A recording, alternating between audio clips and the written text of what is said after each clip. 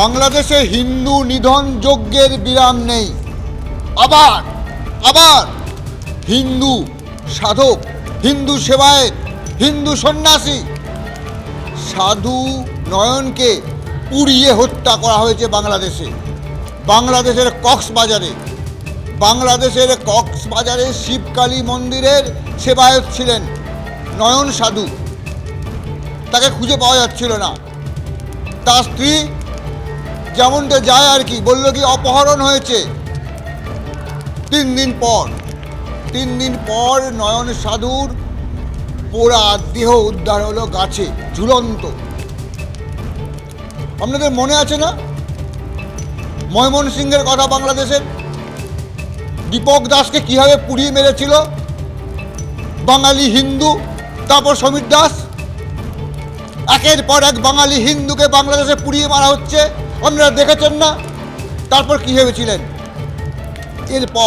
এরপর হয়তো ঠিক হয়ে যাবে? কি হলো?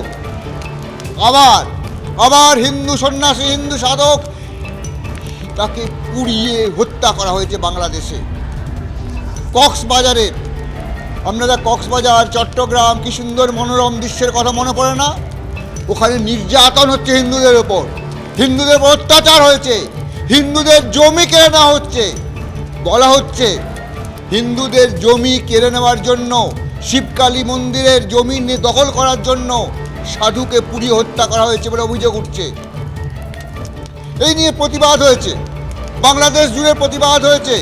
বাংলাদেশের হিন্দুরা, বাংলাদেশের বৌদ্ধরা, বাংলাদেশের খ্রিস্টানরা বাংলাদেশের প্রেস ক্লাবের সামনে গিয়ে প্রতিবাদ জানিয়েছে, চিৎকার করে বলেছে হিন্দু নিধন বন্ধ হোক। থোড়াই ক্যার বাংলাদেশে হিন্দুদের মারা হচ্ছে, হিন্দুদের পুড়িয়ে মারা হয়েছে। বাংলাদেশ জুড়ে এটাই এখন আলোচনা। ভাবা হয়েছিল বাংলাদেশ শান্ত হয়ে গেছে, হিন্দুরা ঠিক করে থাকতে পারবে, কিন্তু আবার হিন্দু নিধন হয়েছে বাংলাদেশে। বাংলাদেশের কক্সবাজারে সাধুকে পুড়িয়ে মারা হয়েছে। বাংলাদেশের পুলিশ কি বলছে? আমরা দেখছি। কবে দেখা হবে? কতদিন পর দেখা হবে? কিভাবে দেখা হবে? হিন্দুদের জমি কেড়ে নেওয়ার জন্য হিন্দুদের পুড়িয়ে দেওয়া হচ্ছে, হিন্দুরা পালাতে বাধ্য হচ্ছে বাংলাদেশ ছেড়ে। আর কতদিন?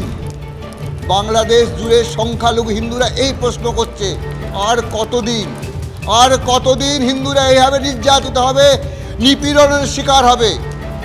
বাংলাদেশ জুড়ে হিন্দুরা নির্যাতিত হচ্ছে, নিপীড়িত হচ্ছে। সাধু শিবকালী মন্দিরের সেবায়েত, পুজো করেন, অন্য কোনো কাণ্ডের সঙ্গে জড়িত নয় তিনি, তাকেও ছাড়া হচ্ছে না বাংলাদেশে। আমরা খবর একের পর এক দেখে গেছি, আমরা এরপরেও দেখাবো। আমরা আবার প্রশ্ন করছি, বাংলাদেশের হিন্দুরা কবে স্বস্তির নিঃশ্বাস ফেলে বাঁচতে পারবে?